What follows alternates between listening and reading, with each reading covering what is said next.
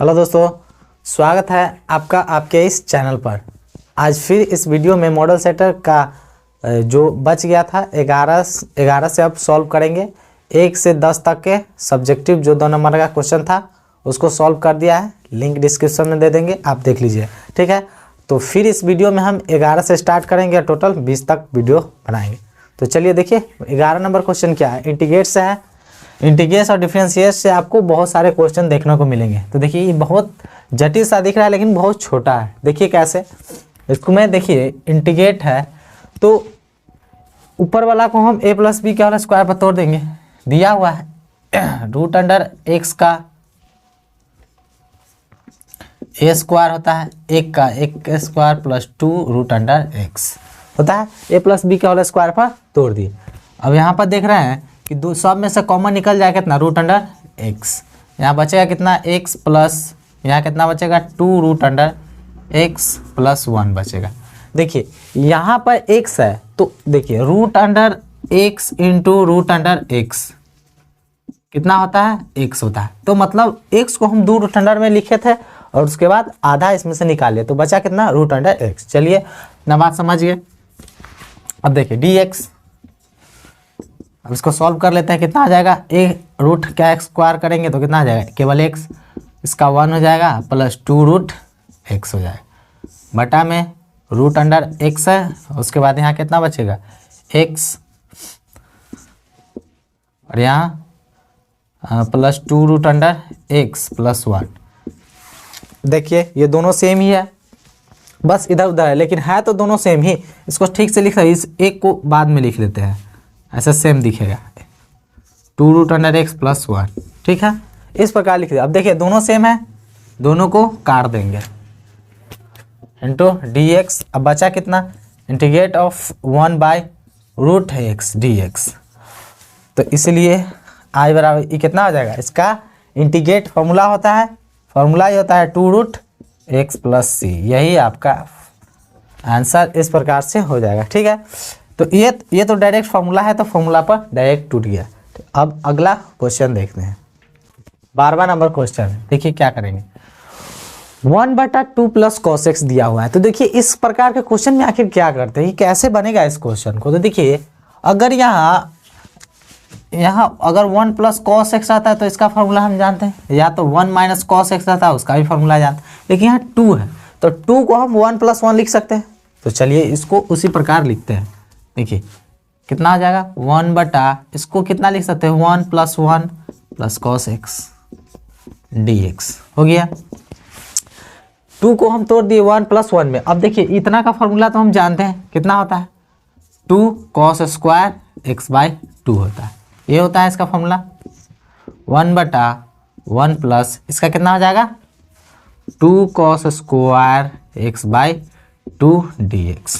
ठीक है, इस प्रकार हो गया। अब देखिए अब इसमें क्या करेंगे, 1 + 2 cos स्क्वायर x/2 है। तो अब देखिए अब इससे आगे क्या होगा। तो यहाँ देख रहे हैं कि अगर देखिए क्या करेंगे, और देखिए 1 + 2 cos स्क्वायर x/2 है। तो देखिए इस 1 को हम क्या लिख सकते हैं, देखिए 1 को बहुत कुछ से, देखिए sign square x plus cos square x बराबर भी 1 होता है, sine square x/2 plus cos square x/2 इसका भी 1 होता है। अब देखिए इसका कहने का मतलब क्या, देखिए दोनों का थीटा सेम होना चाहिए, कॉस स्क्वायर और साइन स्क्वायर दोनों प्लस में होता है तो उसका 1 होता है, चाहे यहाँ कुछ भी क्यों ना हो। जैसे sine square 4x plus cos square 4x हो तो ये 1 ही होता है। मतलब दोनों का थीटा क्या होना चाहिए, सेम होना चाहिए तो उसका 1 होता है। तो देखिए यहाँ पर हम एक चीज़ देख रहे हैं कि यहाँ पर हमको ज़रूरत क्या है, x/2 वाला ज़रूरत है। तो x/2 का रखेंगे कहाँ, यहाँ 1 पर। तो देखिए जो भी काम करना है, अब नीचे कर रहा है तो नीचे से ही सब काम करेंगे। देखिए क्या हो, 1/, ये कितना आ जाएगा, 1 को हम क्या लिख सकते हैं, sine square x/2 plus cos square x/2। यहाँ प्लस कितना है 2 cos स्क्वायर x/2 dx। ठीक है, इसको मिटा। अब देखिए इससे आगे क्या होगा, 1/, अब देखिए cos स्क्वायर x/2 और यहाँ क्या है 2 cos स्क्वायर x/2। तो दोनों को क्या करेंगे, जोड़ देंगे। तो इधर नीचा कितना है sine square x by two, आई कितना हो जाएगा plus 3 cos square x by two. अब क्या करना होगा, अब इससे आगे अब कुछ दिख नहीं रहा, अब क्या करना होगा, अब अंश तथा हर में दोनों में कॉस स्क्वायर से भाग देना होगा। ऐसे तो अब किसी प्रकार से इंटीग्रेट नहीं हो रहा है। 1 को भी अगर रखिएगा sine square plus cos square में तो उस प्रकार भी ये नहीं कट रहा है, चूंकि ये 3 स्टक कर रहा है। तो इसमें हम क्या करेंगे, अंश तथा हर में यहाँ लिखेंगे अंश तथा हर में cos square x by to से भाग देने पर भाग देने पर क्या होगा, अब देखिए यहाँ भाग देते हैं किसमें, वो ऊपर नीचा दोनों की तरफ, चूंकि कॉस स्क्वायर से भाग रहे हैं तो ऊपर भी देंगे और नीचे दोनों साथ में देंगे। तो देखिए 1 बटा cos square x by to, यहाँ भी होगा पूरे बटा में, इसको थोड़ा बड़ा कर देते हैं इंटीग्रेट के साइन को। तो देखिए अब इसमें भी तो देना होगा, sine square x by two बटा cos square x by two plus, अब देखिए यहाँ क्या है 3 cos square, 3 cos square x by two बटा cos square x by two d x. यही मेन पॉइंट था। अब देखिए क्या होगा, ये दोनों कट गया, अब बच क्या गया 1 बटा cos square x by two, यानी कितना होता है sec square x by two, t कितना हो जाएगा tan square x by two अब प्लस 3 हो जाएगा, अब dx हो गया।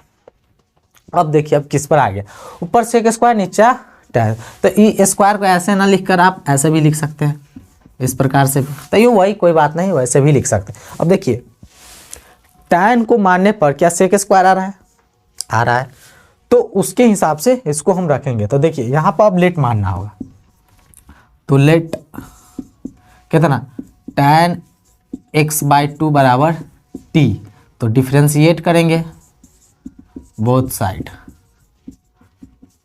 इसको करेंगे तो कितना हो जाएगा, इसको डिफ्रेंशिएट करेंगे तो sec square x by two into 1 by two होगा, 1 बाई टू को आगे कर देते हैं 1 बाई टू, dx इधर dx से रिस्पेक्ट में क्या है तो dx, इधर कितना dt, तो dx बराबर कितना आ जाएगा 2 पर चला जाएगा तो 2 dt बटा आई नीचा चला जाएगा, तो sec square x by two. इस प्रकार इसको आप यहाँ तक नोट कर लीजिए। अब इसके बाद इधर इसको हम बनाते हैं।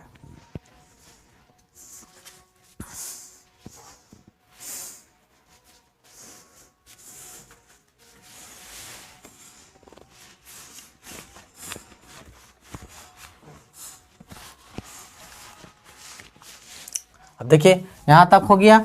अब हमारा क्वेश्चन क्या था, जो क्वेश्चन ये है यहाँ, तो इस क्वेश्चन को लेंगे sec square x by two बटा tan एक्स बाई टू का होल स्क्वायर प्लस 3 dx। अब जो होगा उसको हम मानेंगे। देखिए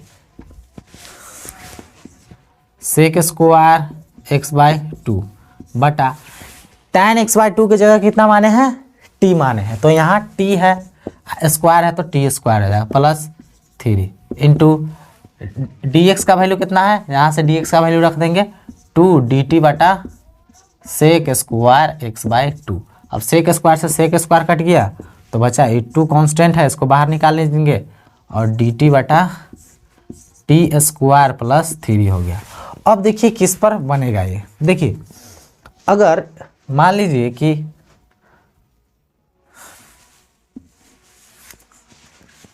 इसको अभी स्क्वायर में अगर हम लिख दे 3 को भी स्क्वायर में, तो देखिए ये फॉर्मूला किस पर आ रहा है, मतलब ये फॉर्मूला है अगर इंटीग्रेट करते हैं 1 बटा एक्स स्क्वायर प्लस ए स्क्वायर, तो इसका फॉर्मूला क्या आता है 1 बटा ए tan इनवर्स एक्स बटा ए, ये होता है।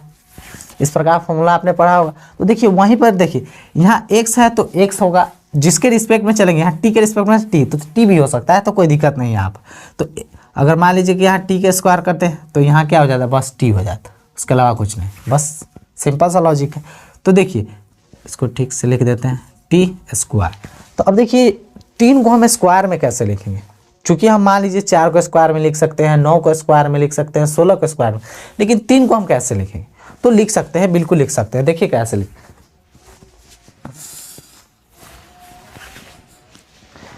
लिखेंगे, देखिए यहाँ ध्यान दीजिए, 4 को अगर स्क्वायर में लिखना हो तो 2 का स्क्वायर होगा, लेकिन 3 को अगर लिखना होगा तो 3 को हम √3 का स्क्वायर लिख सकते हैं, फिर तो वही 3 ही होगा। तो उसी प्रकार इसको भी हम लिखेंगे। देखिए 2 × dt बटा t स्क्वायर प्लस √3 का स्क्वायर।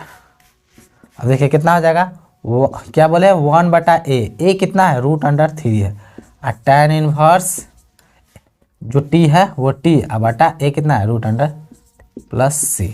बस हो गया।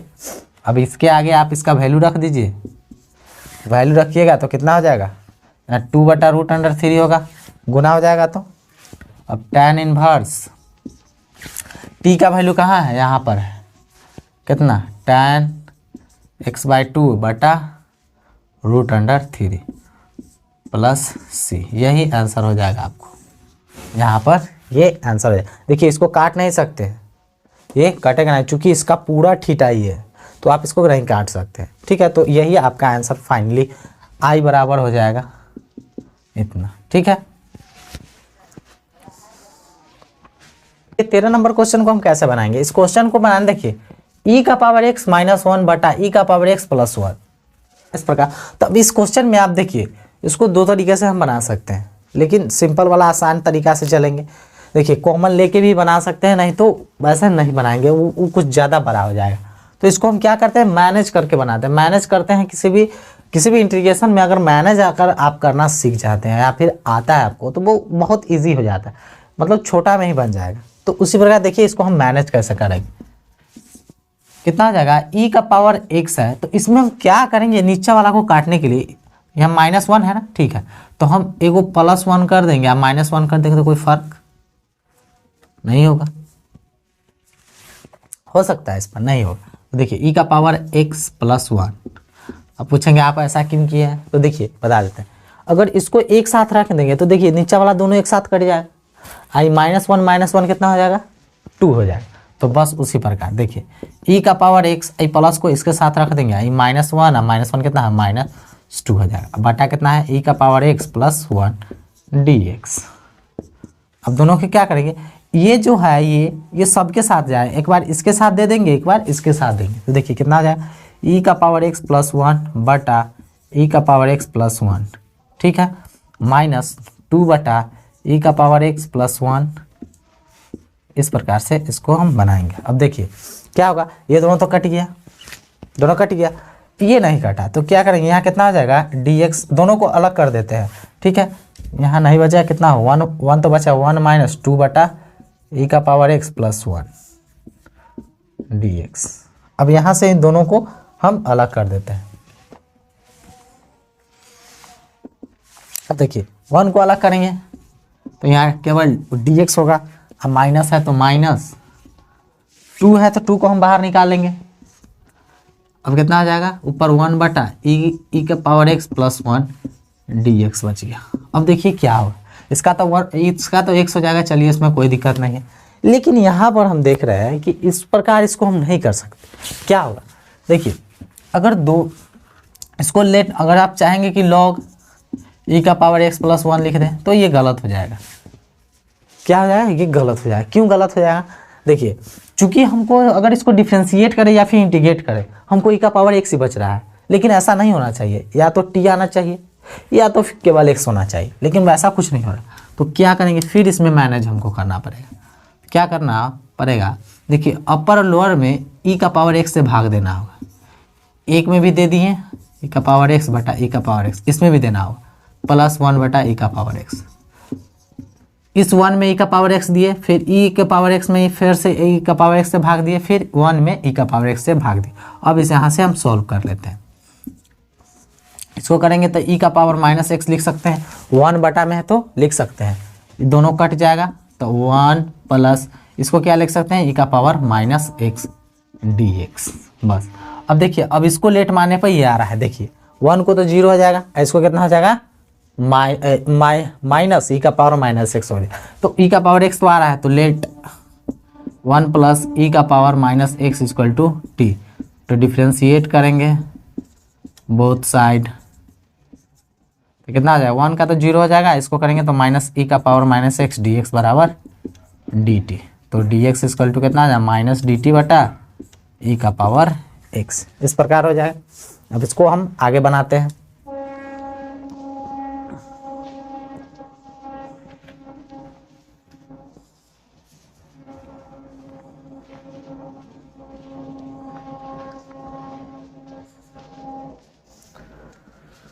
अब क्वेश्चन लिखते हैं। यहाँ से हमारा क्वेश्चन था कितना है, x माइनस टू इंटू ई का पावर माइनस एक्स बटा 1 प्लस ई का power minus x d x. ठीक है, x माइनस टू ई का पावर माइनस एक्स, इसके पूरे की जगह कितना माने हैं, यहाँ पर देखिए t माने हैं तो t रख देंगे, और dx का वैल्यू यहाँ कहाँ निकाला है, ये रहा, तो माइनस डी टी बटा ई का पावर माइनस एक्स, सॉरी अब हम माइनस एक्स छोड़ दिए चूँकि ई का पावर माइनस एक्स। ठीक है, तो ई का पावर एक्स, ये दोनों से ये दोनों कट गया तो माइनस माइनस क्या आ जाएगा, प्लस हो जाता है, x plus to integrate 1/t dt। तो x प्लस टू यहाँ कितना हो जाएगा, इसका log t हो जाएगा प्लस c। अब t का वैल्यू रख देते हैं, 2 log t का वैल्यू यहीं से 1 प्लस ई का power minus x plus c लिख दे। अतः आई इक्वल टू कितना है, x plus two log 1 plus e का power minus x plus c, यही आपका आंसर हो गया। ठीक है,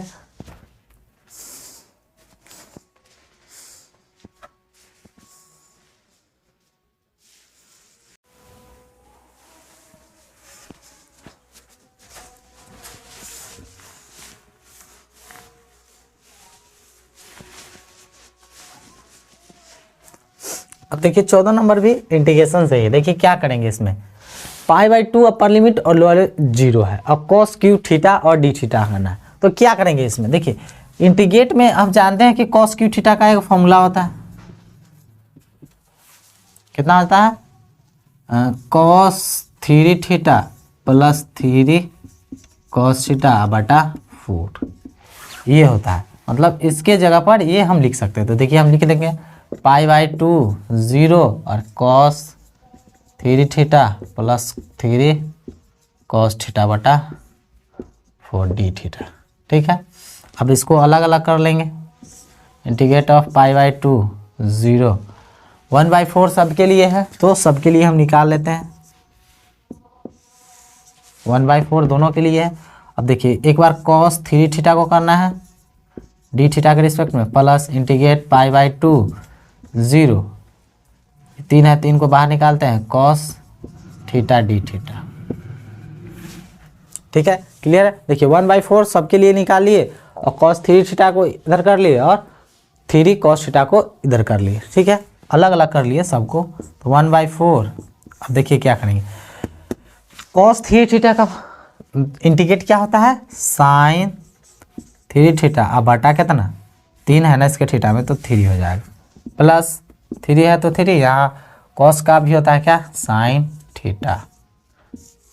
ठीक है, अब एक बार कितना π/2 रखना है, यहाँ 0 रखना है, बस रख देंगे, 1/4 को बाहर ही आने दीजिए, तो कितना हो जाएगा, sin 3 टू π/2 बटा 3 दिया हुआ है, प्लस 3 sin π/2 माइनस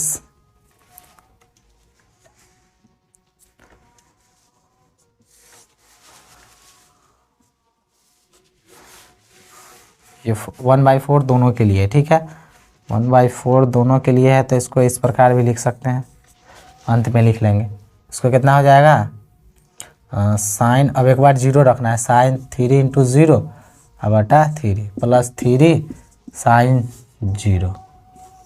ठीक है, इस प्रकार इसको लिख दिए। अब देखिए इसको हम मिटा देते हैं, इस फार्मूला को।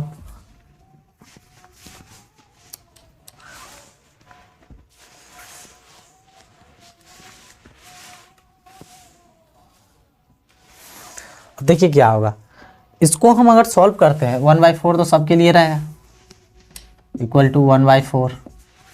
अब देखिए कितना होगा, sine 3 π/4, sine 3 pi by, sorry यहाँ 2 है ना, 3 पाई बाई 2, अब बटा इसका सबका 3 है, प्लस 3 साइन पाई बाई, यानी साइन 90 डिग्री का वैल्यू कितना होता है 1 होता है, तो इंटू 1, ठीक है। इधर तो सब 0 हो जाएगा, इधर कितना हो जाएगा, ये तो 0 होता है, 0 साइन 0 डिग्री का वैल्यू 0, आज 0 में 3 से भाग करेंगे तो 0 हो जाएगा, इधर भी 0 हो जाएगा, इधर के बाद 0 बचा है। चलिए उसको छोड़िए 0 वाले को, अब यहाँ पर देखिए साइन 3 पाई बाई 2, इसको हम कैसे लिखेंगे, तो साइन पाई प्लस पाई/2 इसको लिख सकते हैं, फिर इसको सॉल्व कर जाएगा तो 3 पाई/2 इसके हिसाब से होता है, ठीक है। उसके बटा आया 3, इधर कितना है 3 आया। अब इसको सॉल्व कर लीजिए, आगे कितना आ जाएगा इसका माइनस साइन पाई/2 बटा 3 प्लस 3, इसको आगे सॉल्व करते हैं, कितना आ जाएगा -1 पाई/2 का वैल्यू बटा 3 अब प्लस 3, इसके आगे कैलकुलेशन ही तो है, यहाँ तक उतार लीजिए, उसके बाद इसको इधर आगे बनाते हैं 1/4। अब देखिए इसको अगर भिन्न का जो 3 तिहाई 9 -1 प्लस 9 3 -1/4 इंटू 8/3, 4 दूना 8 यानी 2/3 इसका फाइनली आंसर हो जाएगा, ठीक है। कितना आएगा 2/3, तो यही आपका आंसर हो जाएगा।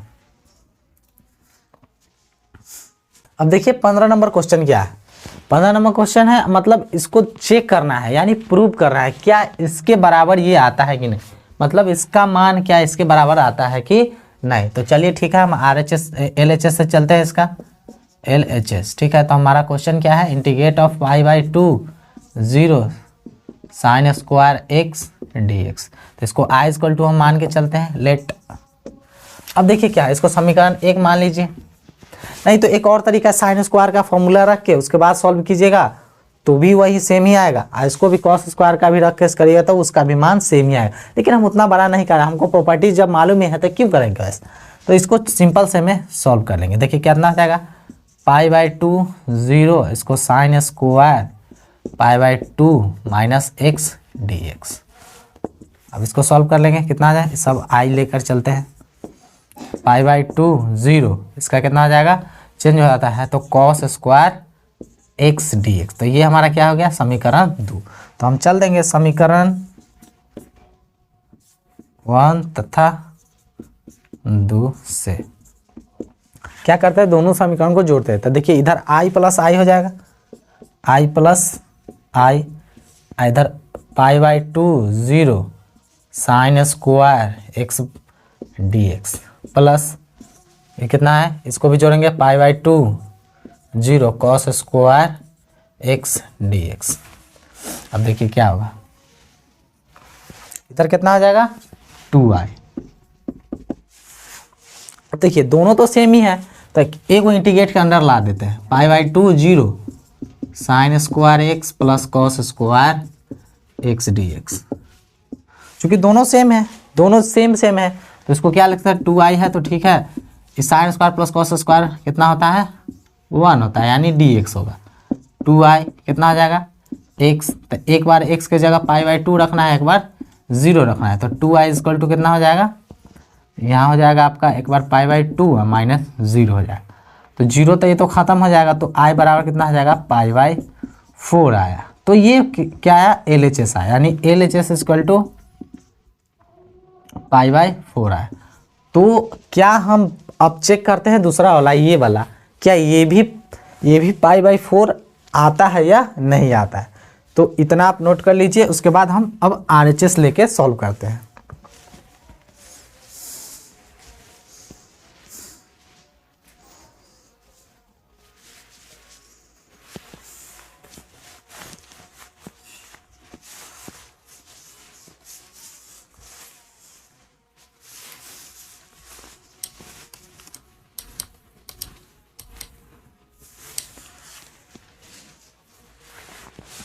अब देखिए RHS से चलते हैं, RHS इसको भी लेट मान के चलेंगे, i बराबर RHS क्या है, pi by two 0 cos square x d x, इसको भी समीकरण 1 मानेंगे। अब फिर वही pi by two 0 cos square, अब इसमें pi by two minus x d x. देखिए ये प्रॉपर्टीज होता है, देखिए एक बता देता है, a0 fx अगर रहता है, डिफ्रेंशिएट करते हैं तो इसका होता है a0 f a minus x होता है dx, ठीक है। ये एक प्रॉपर्टीज होता है, उसी के हिसाब से किए हैं। तो x जहाँ जहाँ रहेगा वो अपर लिमिट उसके साथ रहेगा, पाई बाई टू हो चाहे पाई हो, तो हम इसका इस्तेमाल करते हैं। तो देखिए कितना हो जाएगा, पाई बाई टू 0, ये हो जाएगा sign square x d x, ये क्या हो जाएगा, समीकरण 2। तो यहाँ लिख देंगे समीकरण 1 तथा 2 से। तो आई जोड़ देंगे, integrate of pi by two, पहला समीकरण क्या है, cos square x d x, plus दूसरा समीकरण क्या है, pi by two 0 sine square x d x. तो ये कितना हो जाएगा, 2i हो जाएगा। इसको इंटीग्रेट कर, इसको उधर बनाते हैं। इस प्रॉपर्टीज को आप ध्यान रखिएगा।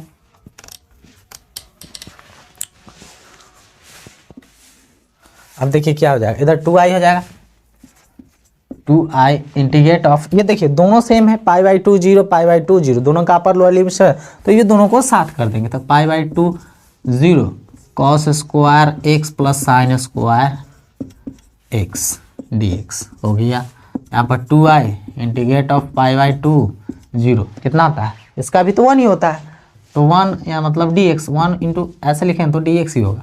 तो 2i इक्वल टू कितना आएगा, dx को इंटीग्रेट करते हैं तो x, एक बार पाई बाई टू रखना है, पर 0 रखना है, तो 2i, एक बार पाई बाई टू माइनस 0, तो 0 का तो कुछ होगा नहीं, तो i बराबर कितना हो जाएगा, पाई बाई 4 हो जाएगा, ये इंटू में जाएगा तो 4 हो जाएगा।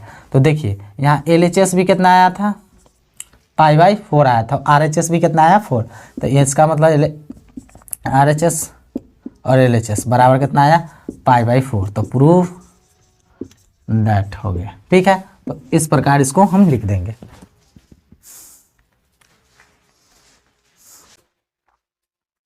अब देखिए 16 नंबर क्वेश्चन क्या है, 16 नंबर अवकलन के अनुप्रयोग मतलब एप्लीकेशन ऑफ डेरिवेटिव से क्वेश्चन है।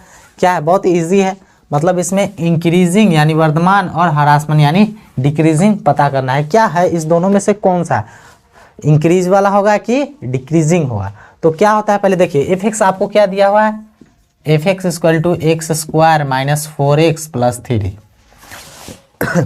अब देखिए अगर आप इसका एफ डैश निकालते हैं, एफ डैश मतलब डिफ्रेंशिएट, एक बार डिफ्रेंशिएट, तो इसके कितना आ जाएगा 2x माइनस 4, ठीक है, कितना आया 2x माइनस 4 हो गया। अब देखिए अब हमको पता क्या करना है कि इंक्रीजिंग है या डिक्रीजिंग है। तो देखिए एक फंक्शन होता है, आपको हम बता देते हैं, देखिए और x का वैल्यू कितना होना चाहिए 1, x का वैल्यू हमको x के जगह पर हमको कितना रखना है 1 रखना है। तो देखिए हमको शर्त क्या है, शर्त है पहले हम इससे चलते हैं वर्धमान से, यानी वर्धमान मतलब इंक्रीजिंग, इंक्रीजिंग के शर्त से, शर्त से। तो हमारा क्या है, शर्त क्या होता है कि एफ डैश एक्स ये बड़ा होना चाहिए। अगर इस प्रकार अगर ये बड़ा होता है 0 से तो समझिए कि वर्धमान यानी इंक्रीजिंग है, और नहीं तो नहीं है। तो हम पता कर देते हैं एफ एक्स तो कितना है, एफ डैश एक्स कितना है 2x माइनस 4 इंक्रीजिंग 0, ठीक है। तो हमको एफ मतलब यहाँ एक बार x का वैल्यू कितना रखना है 1, तो इसमें 1 रख के पता है 2 इंटू 1 माइनस 4, तो कितना हो जाएगा 2 माइनस 4 यानी 0। इसको देखें माइनस 2, तो ये गलत हो गया। तो देखिए यहाँ पर उल्टा आ गया ये, तो ये क्या है वर्धमान है, नहीं है, बिल्कुल नहीं है। तो यानी इंक्रीजिंग नहीं है, does not equal to increasing, ये नहीं होगा, इस प्रकार नहीं, यहाँ हो गया, तो ये इंक्रीजिंग नहीं होगा, ठीक है। तो ये यहाँ तक तो नहीं आया, इस शर्त को पूरा नहीं कर पाया। देखिए इस शर्त को नहीं पूरा किया, अगर ये बड़ा होता मान तो ये इंक्रीजिंग होता, लेकिन देख रहे हैं कि ये मान ये बड़ा नहीं आया, ये वाला बड़ा आ गया, यानी 0। -2 बड़ा है या 0, तो 0 बड़ा है, -2 छोटा है, तो इस वर्णन में ये गलत हो गया। तो यानी वर्तमान ये नहीं होगा, यानी इंक्रीजिंग में, ये इंक्रीज के शर्त में ये फेल हो गया। अब पता करते हैं क्या डिक्रीजिंग यानी ह्रासमान बना होता है या नहीं। तो देखिए क्या है, ह्रासमान के शर्त से, पुनः ह्रासमान के शर्त से, ह्रासमान मतलब f' 0 बड़ा होना चाहिए। क्या होना चाहिए? 0 बड़ा होना चाहिए। तो देखिए f' कितना दिया हुआ है, यही तो है 2x - 4। तो अब x का वैल्यू कितना रखना है, वही सेम में सब में वही रखना है, -4, तो 2 - 4, तो देख रहे हैं कि -2 ये शर्त पूरा करता है, यानी ये जो दिया गया फलन है ये शर्त पूरा करता है, यानी ह्रासमान है, ये है। ठीक है, तो हम लिखेंगे अतः दिया गया फलन ह्रासमान मतलब डिक्रीजिंग, ह्रासमान है डिक्रीजिंग, ठीक है परंतु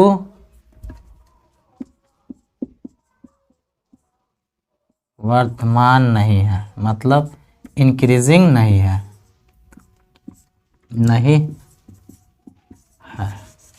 बस आप इतना लिख दीजिएगा, बस आपका क्वेश्चन सॉल्व हो गया। अगर ये रहता, ये अगर बड़ा होता तो होता, मतलब अगर कोई भी क्वेश्चन आपको क्या कहते हैं, अगर आपको मान रख के अगर देने वाला होगा तो उसमें एक क्वेश्चन इंक्रीजिंग होगा और एक डिक्रीजिंग होगा, दोनों इंक्रीजिंग डिक्रीजिंग नहीं हो सकता है। ठीक है, लेकिन आपको ये नहीं देगा, लिमिट सेट करने के लिए देगा, तो लिमिट हम सेट करके पता करते हैं। लेकिन इसमें आपको मान दिया है तो आप मान रखेंगे तो या तो एगो डिक्रीजिंग होगा या तो इंक्रीजिंग होगा, कोई एक ही हो सकता है, दोनों नहीं होगा। तो इस प्रकार से इसको हम बना लें। अब देखिए 17 नंबर क्वेश्चन किससे, 17 नंबर क्वेश्चन डिफरेंशिएशन इक्वेशन से है, यानी अवकलन से है। ठीक है, तो डिफरेंशिएशन इक्वेशन अवकलन समीकरण से है। तो इस प्रकार के क्वेश्चन को हम कैसे बनाएंगे, यहाँ x है, n नहीं है, x है। ठीक है, 17 नंबर है। अब देखिए क्या है, पहले हमारा क्वेश्चन जो है मेनली वो उतार लेते हैं, a + x dy/dx + x = 0 है। तो देखिए यहाँ पर क्या करना है, x से बराबर को उस पार ले चलिए, तो कितना आ जाएगा, -x हो जाएगा। ये गुना में है dy/dx के साथ, उधर ले जाएंगे तो भाग में, तो dy/dx = -x/√a + x होगा। ठीक है, अब देखिए इधर तो इधर y वाला कोई नहीं है, तो y वाला इधर से हम नहीं ले जाते, लेकिन dx तो ले जा सकते हैं, तो dx ले जाएंगे तो dy इधर बच जाएगा, इधर -x/√a + x dx हो गया। अब दोनों तरफ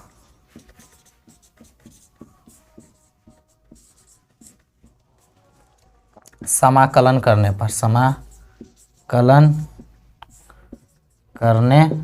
पर जैसे ही y और dx लगता है, दोनों में समाकलन का यानी इंटीग्रेशन का चिन्ह लग जाता है, तो इंटीग्रेशन इधर dy लग जाता है, इधर कितना लग जाएगा, -x/√a + x dx। अब देखिए इसको तो सिंपल तरीके से बनाएंगे, कितना हो जाएगा, y हो जाएगा।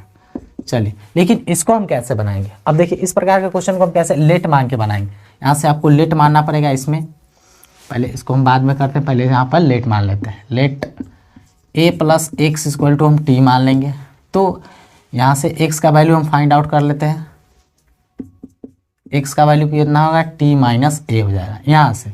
अब यहाँ डिफ्रेंशिएट करेंगे बोथ साइड, ठीक है, तो इसको डिफ्रेंशिएट करेंगे, यहाँ x का वैल्यू इससे निकालें, चूँकि यहाँ x का वैल्यू रखना है इसीलिए, तो कितना हो जाएगा, डिफ्रेंशिएट करेंगे तो dx बराबर हो जाएगा dt, a का 0 dx का 1 और dt।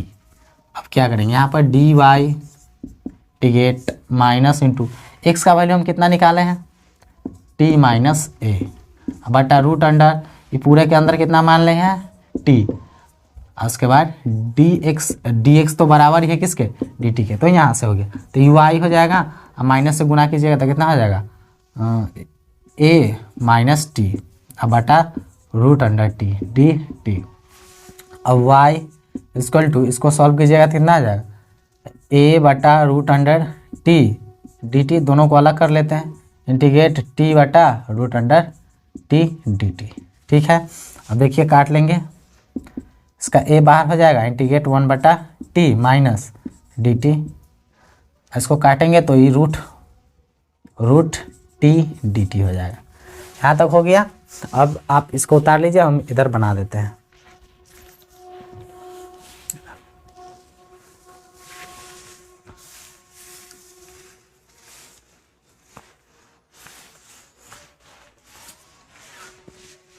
अब इससे आगे कितना हो जाएगा, इधर तो y है, y इक्वल टू यहाँ रूट अंडर टी है। ठीक है, यहाँ रूट अंडर टी है, तो रूट अंडर टी का इंटीग्रेट क्या होता है, 2 रूट टी। डायरेक्ट इसका 1 बटा रूट टी का होता है, लेकिन इसका करते हैं तो कितना आ जाता है, टी का पावर 1/2 प्लस 1 बटा 1/2 प्लस 1 प्लस सी हो जाएगा। y equal to 2a root t, इसका कितना है 3 बटा 2 यानी 2 बटा 3 हो जाएगा, टी का पावर 3/2 प्लस सी। अब टी का वैल्यू यहाँ से रख देते हैं, टी का वैल्यू कहाँ है, यहाँ पर रखे हैं ना, ये हमारा टी का वैल्यू है, तो root under a plus x minus 2 बटा 3 और a प्लस एक्स का पावर 3/2 प्लस सी। तो ये आपका इस प्रकार आंसर ये हो जाएगा। ठीक है, तो y इक्वल टू फाइनली आपका ये आंसर हो जाएगा। अब देखिए इस क्वेश्चन को क्या करेंगे, 18 नंबर क्वेश्चन है, dy by D x minus x बटा 1 माइनस एक्स स्क्वायर और इंटू वाई 1 बटा 1 माइनस एक्स स्क्वायर। अब देखिए इसमें हल कहा है करने के लिए, नहीं कहा है कि मतलब हल कहा है तो इसका मतलब है कि y इक्वल टू ही निकालना है, नहीं तो आपको ऐसा क्वेश्चन में या तो कह सकता है समाकलन गुणक निकालने के लिए, यानी IF इंटीग्रेशन फैक्टर्स। ठीक है, IF। ठीक है, तो इसमें हमको P पता है, P पता है यानी y के जो साथ होता है वही हमारा P होता है, तो माइनस एक्स बटा 1 माइनस एक्स स्क्वायर, तो माइनस से नीचे वाला को गुना हम कर लेते हैं तो साथ में ही हो जाता है, तो P इक्वल टू अगर इसको किया एक्स बटा एक्स स्क्वायर माइनस 1 हो जाएगा, माइनस को हटा देते हैं, नीचे से गुना है तो माइनस से हम नीचे या ऊपर गुना है उससे कोई फर्क नहीं पड़ता है इस पर। अब देखिए यहाँ से Q हमको पता है, जो बच जाता है वही हमारा Q होता है, 1 बटा 1 माइनस एक्स स्क्वायर, ये हमारा क्या है, ये क्यूब होता है। तो देखिए हम IF निकालने का फॉर्मूला क्या होता है, यानी समाकलन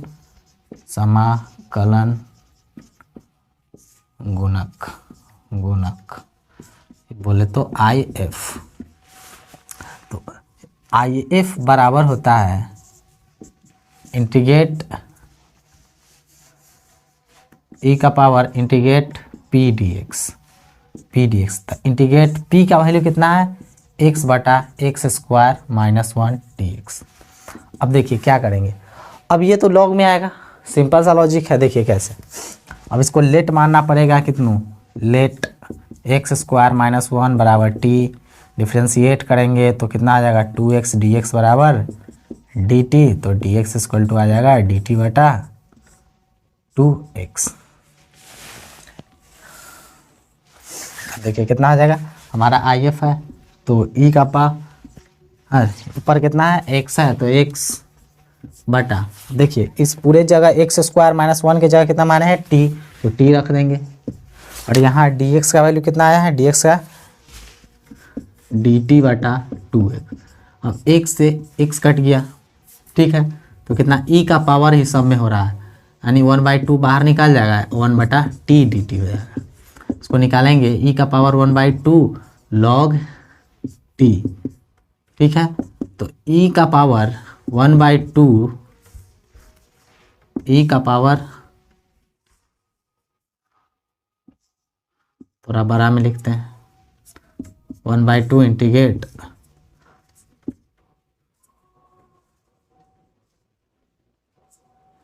कितना हो जाएगा, t का वैल्यू यहाँ पर रख दीजिए, तो t का वैल्यू कितना है, ये रहा, तो कितना आ जाएगा log एक्स स्क्वायर माइनस 1। अब देखिए एक चीज़ आप जो एक्सपोनेंशियल में हम आपको बताते हैं, e का पावर log x ऐसा रहता है तो x होता है, तो केवल log x एक्सपोनेंशियल log में इसी प्रकार होता है, ये दोनों का संबंध है ऐसा, ठीक है। अगर मान लीजिए यहाँ 2 रहता है तो 2 यहाँ नहीं होना चाहिए, ये 2 को हम वापस e log एक्स स्क्वायर, तब कितना होता है यहाँ एक्स स्क्वायर होता है। इस प्रकार होता तो ये होता, यहाँ 2 नहीं होता तो केवल ये, तो ये दोनों आपस में कैंसिलेशन हो जाता है, ठीक है। तो इक्वल टू एक्स बचता है। उसी बार यहाँ देखिए तो 1/2 है, तो 1/2 आया कहाँ से होगा, तो एक्सपोनेंशियल लॉग ये रूट में हो जाता है एक्स स्क्वायर माइनस 1, ठीक है। तो अब यहाँ फाइनली कितना उतरेगा, वह एक्स स्क्वायर माइनस 1, यानी आई एफ कितना आया, root under x square minus 1 आया। तो ये अभी ये नहीं बना है, अभी तक आई एफ ही निकला है, अभी और निकलेगा, मतलब आपको पूरा समीकरण निकालना है। तो y इक्वल टू क्या होता है, पहले आप इतना उतार लीजिए, उसके बाद आगे हम बनाते हैं।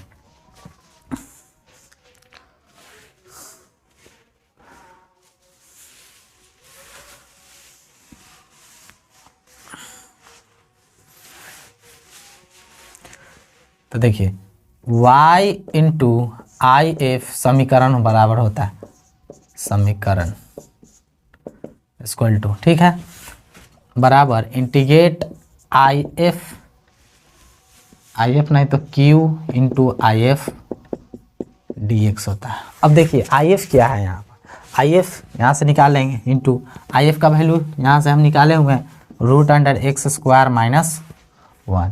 अब q का वैल्यू हम पता है यहाँ 1/1 माइनस एक्स स्क्वायर, ठीक है यहाँ पर, और आई एफ का वैल्यू कितना है, root under x square minus 1 है, ठीक है। अब देखिए एक बात, ये दोनों नहीं कटेगा, कैंसिलेशन नहीं हो रहा है, तो क्या करेंगे अब, तो y root under x square minus 1। तो देखिए इससे अगर हम माइनस ले लेते हैं, देखिए दोनों में, इससे तो हम अंदर से माइनस नहीं ले सकते हैं, लेकिन इससे ले सकते हैं। तो इससे अगर हम माइनस लेंगे तो कितना आ जाएगा, -1 बटा ई प्लस में जाएगा एक्स स्क्वायर माइनस 1, ऐसे होगा, और यहाँ पर dx होगा, ठीक है। तो root under x square minus 1 dx। अब देखिए ये आपस में दोनों कैंसिल हो जाएगा, लेकिन यहाँ पर रूट बचेगा, ये रूट बचेगा, रूट में इसको अभी नहीं काटिए, एक मिनट इसको लिख देते हैं अच्छी तरीके से।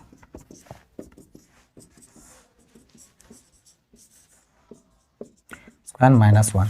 अब देखिए इसको हम क्या लिख सकते हैं, इंटीग्रेट ऑफ 1 बटा root under x square minus 1, ठीक है, और root under x square minus 1, इस पूरे को लिख सकते हैं। देखिए जैसे 2 को हम नहीं लिखते हैं रूट अंडर 2 इंटू रूट 2, उसी प्रकार ये पूरा है तो पूरा को हम लिख दिए, ऊपर से कितना है root under x square minus 1 dx। अब देखिए एगो कट जाएगा, इस प्रकार से एगो कट गया। तो अब क्या होगा, अब वो हम देखते हैं,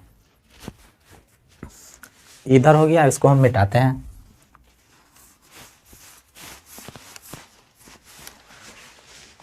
अब देखिए कि इधर कितना बचा है, y root under 1 minus x square, इधर माइनस dx बटा root under x square minus 1, ठीक है। अब देखिए फॉर्मूला किसका है, root under a square minus 1, तो क्या होता है इसका formula, root under 1 minus x square, इसका होता है माइनस है तो माइनस, इसका होता है लॉग एक्स प्लस जैसा का तैसा प्लस सी। अब देखिए इसको ज़रूरत नहीं है तो बराबर को उस पर ले चलेंगे, तो y बराबर फाइनली क्या आ जाएगा, minus log x plus root under x square minus 1 plus c. अब बटा में इसके सब क्या आ जाएगा, root under 1 minus x square, इसके भी बटा में root under 1 minus x square आ गया। तो y इक्वल टू हो जाएगा minus log x plus root under x square minus 1 बटा root under 1 minus x square plus c. इसको लिख सकते हैं आप 1 माइनस एक्स स्क्वायर के पावर -1/2।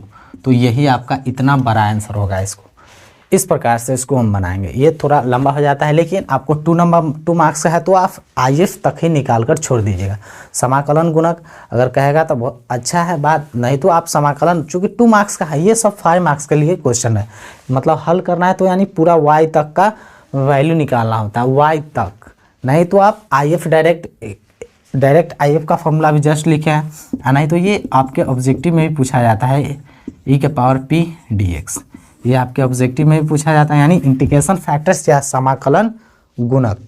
ठीक है, तो ये फॉर्मूला, तो यही आप निकाल के जो आईएफ निकालें उसी हिसाब से आप छोड़ सकते हैं, लेकिन हम पूरा हल कर दिए ताकि आपको पता चले कि कैसा क्वेश्चन है, यानी केवल हल करने पर ही हम इसको ऐसा बनाए। और क्वेश्चन कहता है कि समाकलन गुणक निकालिए तो हम केवल समाकलन गुणक ही निकाल के छोड़ देते। अब नेक्स्ट क्वेश्चन की तरफ देखिए। 19 नंबर क्वेश्चन क्या है कि दो सरल रेखाओं के बीच का कोण ज्ञात करना है, न्यून कोण जिनके डायरेक्शन रेशियो यानी दिक् अनुपात 1:1:0 है और 2:1:2 है। तो देखिए डायरेक्शन रेशियो दिया हुआ है और दोनों के बीच का कोण निकालना है। तो मान लेते हैं कि माना कि इसको मान लेते हैं कि वेक्टर ए बराबर है, इसको वेक्टर बी बराबर मान लेते हैं। तो वेक्टर ए बराबर कितना होगा, इसको i 1 × i वेक्टर में लिखते हैं, ठीक है, प्लस 1 × j प्लस 0 × k। तो कितना हो जाएगा, इसको लिखेंगे, इसको तो 1 से 1 ही होगा, j होगा, ये तो 0 हो जाएगा। अब देखिए वेक्टर बी बराबर क्या होगा, वहाँ पर 2i प्लस j सब में i वेक्टर लगाइए प्लस 2k। इस प्रकार सब में पहला वाला में i लगाना है, दूसरा में j और k। अब देखिए, अब हम जानते हैं एक चीज़ कि यदि वेक्टर a तथा वेक्टर b के बीच का न्यून कोण थीटा हो तो कॉस थीटा बराबर होता है vector a dot vector b इस प्रकार बटा दोनों का मैग्नीट्यूड, ठीक है। इस प्रकार इसको हम बताते हैं। अब देखिए क्या हो, इसमें माइनस नहीं निकलना चाहिए। अब देखिए इसको समीकरण 1 मान लेते हैं। अब देखिए हमको vector a dot vector b नहीं मालूम है, न यहाँ ए है और ना ही वेक्टर ए का मैग्नीट्यूड पता है और ना ही वेक्टर बी का मैग्नीट्यूड पता है। तो पहले हम यहाँ से vector a dot vector b निकाल लेते हैं। कितना हो जाएगा, दोनों का देखिए इसके संख्या में और इसके संख्या में दोनों में गुना हो जाता है। तो 1 × 2 हो जाएगा प्लस इस i और i वाला, तो 1 × 1 प्लस, अब k तो है नहीं तो 0 तो है ना, तो 0 × 2। अब इसको सॉल्व कर लेते हैं, ये कितना आ जाएगा 2 + 1 यानी ये आया आपका 3 आया, यानी vector a dot vector b कितना आया, vector a dot vector b 3 आया। अब देखिए मैग्नीट्यूड निकालते हैं किसका, वेक्टर ए और वेक्टर बी का। तो वेक्टर ए का मैग्नीट्यूड अगर निकालते हैं तो रूट अंडर ए वाला है ना, तो ए को लिखेंगे, ए को निकालेंगे तो 1 का स्क्वायर प्लस यहाँ 1 का स्क्वायर प्लस 0 का स्क्वायर, तो कितना आ जाएगा 1 + 1 + 0 यानी कितना आ जाएगा केवल 2 है, यानी वेक्टर बी का मैग्नीट्यूड कितना आ गया √2 आया, ठीक है। जो इसके पहले वाला होता है उससे हम गुना कर लेते हैं, इसके जो गुणांक संख्या है उससे। अब वेक्टर बी का मैग्नीट्यूड हम निकालते हैं, जो बी का होगा वो 2 का स्क्वायर प्लस 1 का स्क्वायर प्लस 2 का स्क्वायर, यहाँ से 2 का 1 का और 2 का स्क्वायर 4 हो जाएगा, 1 हो जाएगा, ये 4 हो जाएगा, जोड़ेंगे तो टोटल 9, ऐसे 3 निकल जाए। तो वेक्टर बी का मैग्नीट्यूड कितना आ गया 3 आ गया, ठीक है। अब इसमें से सब कुछ हमको पता चल गया। देखिए मैग्नीट्यूड इसलिए लगाते हैं ताकि इससे माइनस नहीं निकले, चूँकि कोण हमेशा प्लस में ही होता है, इसलिए यहाँ इसको हम लगाते हैं। तो देखिए समीकरण 1 से चलेंगे, क्या है समीकरण 1 से कॉस थीटा बराबर कितना है, vector a dot vector b बटा वेक्टर ए का मैग्नीट्यूड और बी का मैग्नीट्यूड यहाँ पर रख देते हैं। देखिए वेक्टर ए और बी का मैग्नीट्यूड कितना आया है 3 और वेक्टर ए का मैग्नीट्यूड √2 और इसका कितना आया बी का 3 आया है, तो 3 से 3 कट गया। अब देख रहे हैं कि कॉस थीटा बराबर आ गया है 1/√2। अब इसको हम आगे जरूर सॉल्व कर सकते हैं। अब देखिए कैसे, इसको इसमें बना देते हैं, यहाँ पे बन जाएगा। देखिए तो थीटा बराबर यहाँ से उठाकर इसको ले जाएंगे बराबर पर, तो कॉस इनवर्स 1/√2 हो जाएगा। तो थीटा बराबर कॉस इनवर्स, अब देखिए 1/√2 को हम कॉस में क्या लिख सकते हैं, कॉस 45 मतलब π/4। तो ये से ये कट गया, तो फाइनली इसलिए थीटा बराबर कितना आ गया π/4। तो ये आपका थीटा यानी एंगल हो गया कितना, इन दोनों के बीच का कोण कितना है, न्यून कोण π/4 4 है। तो इस प्रकार इसको हम सॉल्व कर लेंगे। अब देखिए इस वीडियो का आखिरी नंबर क्वेश्चन यानी 20 नंबर क्वेश्चन क्या है कि P का वैल्यू फाइंड आउट करना है। ये 3D का क्वेश्चन है और रेखा दिया हुआ है 2। तो P का मान ज्ञात करें। आपको रेखा पहला ये दिया हुआ और दूसरा ये दिया हुआ। तो इसमें निकालना हमको क्या है, इसमें देखिए क्या कहा है, लंब।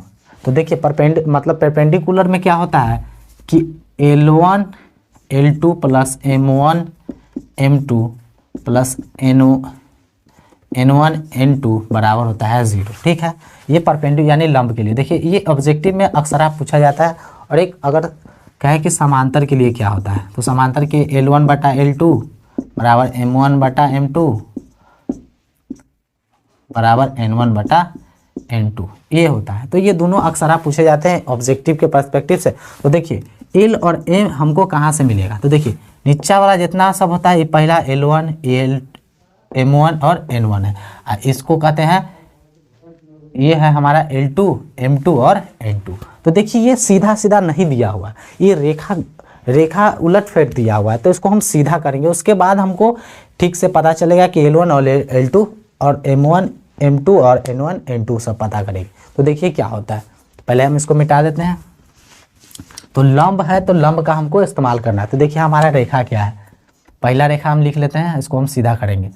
11 माइनस x बटा P 3y माइनस 3 बटा 2 बराबर 17 माइनस z बटा 5। पहला रेखा को पहले सीधा कर लेते हैं। देखिए रेखा में पहले x होता है, अब माइनस करके जो भी संख्या होगा वो होगा। दूसरा में y माइनस करके कोई कांस्टेंट होता है, और तीसरा में z माइनस करके कुछ होता है। तो देखिए यहाँ पर तो कुछ नहीं, इस उल्टा दिया। तो अगर माइनस हम यहाँ से कॉमन लेंगे तो x माइनस 11 हो जाएगा बटा p। अब इसको हम ठीक कर लिए। यहाँ से देखिए 3 अगर कॉमन लेंगे तो ये कितना हो जाएगा, y माइनस 1 अब बटा 2। ठीक है, अब यहाँ इसको अगर माइनस कॉमन लेते हैं तो z माइनस 17 बटा 5। ठीक है, अब ये सीधा हो गया। अब देखिए जो माइनस है इसको नीचा वाला को दे देंगे, तो x माइनस 11 बटा माइनस p होगी। अभी 3 इसके नीचे हम दे देंगे, 1 माइनस 1 y माइनस 1 और 2 बटा 3। तब तो इसको फिर ले जाएंगे तो इसके गुना में होगा, इसलिए इसको बटा में आ जाएगा। उसके बाद z माइनस 17 बटा ये माइनस इसके साथ आ जाएगा माइनस 5। अब ये सीधा हो गया। तो अब पता यहाँ से चल गया L1 बराबर माइनस p और M1 बराबर 2 बटा 3 और N1 बराबर माइनस 5। ठीक है, इधर बन गया। अब इसको सीधा करते हैं, इस वाले रेखा को कितना है जो है रेखा, पहले इसको हम लिख लेते हैं। x माइनस 22 बटा 3p बराबर 2y माइनस 7 बटा 27 p बराबर z माइनस 100 बटा 6 बटा 5। अब इसको सीधा करते हैं। देखिए ये तो सीधा है, इसमें कोई दिक्कत नहीं है। यहाँ पर चेंजिंग है, यहाँ पर देखिए y के साथ 2 है, तो इसमें तो कोई दिक्कत नहीं है, ये तो ठीक है। यहाँ से 2 कॉमन लेंगे तो यहाँ क्या है y माइनस, तो देखिए इससे इसके पास 2 नहीं लिए हैं तो बटा में 2 दे देंगे, कोई दिक्कत नहीं। अब बटा में कितना है 27p, ये भी ठीक ही है। z माइनस 100 बटा 6/5। अब x माइनस 22 बटा 3p, अभी 2 इसके नीचे चला जाएगा तो y माइनस 7 बटा 2 बटा 27p बटा 2। ये 2 इसके नीचे कर देंगे बराबर z माइनस 100 बटा 6/5। अब यहाँ से L2 पता चल गया, कितना हो गया 3p, M2 कितना हो गया 27p बटा 2। ठीक है, और N2 कितना पता चल गया 6/5। इसके नीचे का ही काम है हमको, जो है इसके नीचे का ही काम है, ऊपर वाले का हमको कोई काम नहीं। चूँकि ये क्या होता है x1 होता है तो उसका हमको कोई काम नहीं है। x1 माइनस x2 और उसके बाद सॉरी इसको x मानते हैं तो इसको x1 मानते हैं। ठीक है, अगर ये y है तो ये y1 है, लेकिन इस सब का हमको कोई काम नहीं। अब देखिए हमको लंब में हमको पता है कि लंब होने का शर्त क्या होता है, लंब होने, चलिए इसको आप यहाँ से उतार लीजिए, इसको हम यहाँ से बनाते हैं। ठीक है, इसको आप उतार लीजिए, L1 L2 कितना दिया हुआ है और वो, अब इसको हम मिटाते हैं। ठीक है, L1 L2 इसको हम छोड़ देंगे अभी फ़िलहाल, क्वेश्चन को मिटा देते हैं।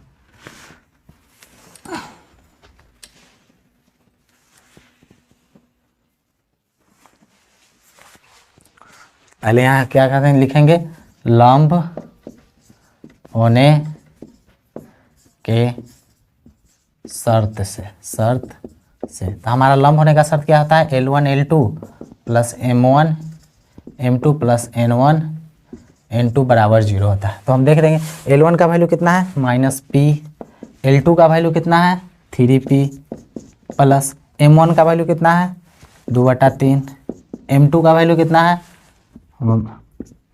27P/2 प्लस N1 का वैल्यू कितना है -5 गुने N2 का वैल्यू कितना है 6/5 बराबर 0। अब सॉल्व कर लीजिए, P का वैल्यू यहाँ से निकल जाएगा। चलिए हम इसको सॉल्व करते हैं।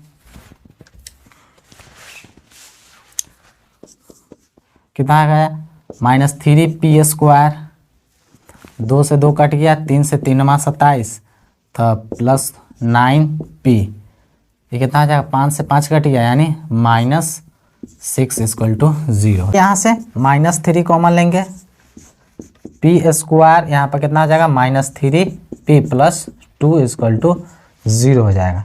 तो कितना हो जाएगा, इसको P² -3P + 2 = इसको बराबर के उस पार तो 0/-3 तो कितना हो जाएगा P² -3P + 2 बराबर, ये तो 0 हो जाएगा, भाग करेंगे। अब इसको गुणनखंड कर लेते हैं यहाँ से, तो कितना हो जाएगा P², इसको गुणनखंड करेंगे तो कितना हो जाएगा -2P -P + 2 बराबर 0। यहाँ से P कॉमन लेंगे तो P -2 हो गया, यहाँ -1 कॉमन लेंगे तो P -2 बराबर 0। तो फाइनली P एक बार इसके साथ लेंगे तो P -1 और P -2 बराबर 0। तो यहाँ लिख लेंगे यदि P -1 बराबर 0 तो P बराबर कितना हो जाएगा 1 हो जाएगा, और पुनः P -2 बराबर 0 तो P बराबर 2 हो जाएगा। यहाँ लिख लेंगे अतः P = या तो 1 होगा या तो 2 होगा। तो P का वैल्यू या तो 1 हो सकता है या फिर 2 हो सकता है। तो इस प्रकार पूरा 20 क्वेश्चन इस पर समाप्त कर दिए हैं। अब फिर नेक्स्ट वीडियो में इसके 21 से लेके और 30 तक के क्वेश्चन को सॉल्व करेंगे। तो ठीक है, तो आप आई होप कि आपको ये वीडियो बहुत पसंद आया होगा, और मिलेंगे किसी नेक्स्ट वीडियो में किसी नए टॉपिक के साथ। तब तक के लिए जय हिंद।